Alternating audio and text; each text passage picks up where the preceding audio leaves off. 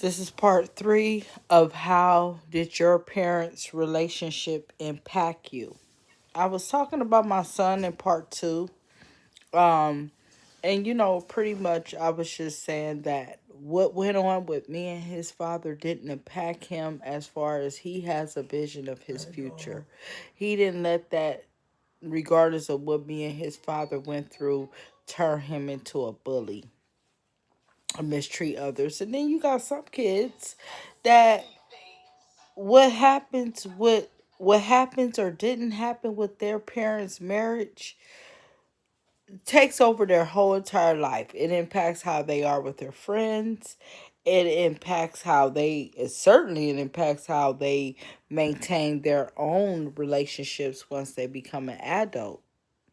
It impacts their relationship when they become parents. And then you have some people who they see what their parents went through in their marriages, and then they try to mimic that to a default, meaning they put up with stuff that they don't have to put up with just to hold on to this marriage because they seen their parents do that, and that's not a good example just to hold on to a marriage. Of course, a marriage comes with its ups and downs and its tests and its trials and tribulations.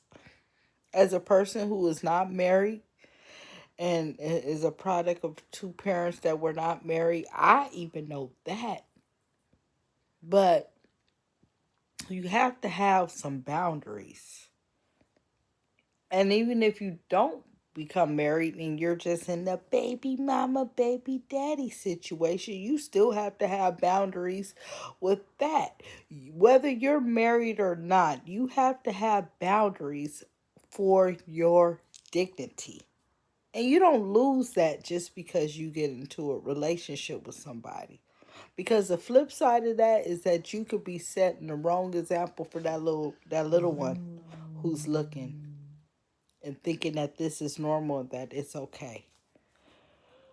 Whether it's abuse that you're tolerating and they see you doing that, whether it's cheating that you're tolerating and they see you doing that, whether it's mistreatment and depression and loneliness from this relationship that you've been holding on to for decades and they see you doing that, that can wipe off on them. And I tell my children, I'll be back.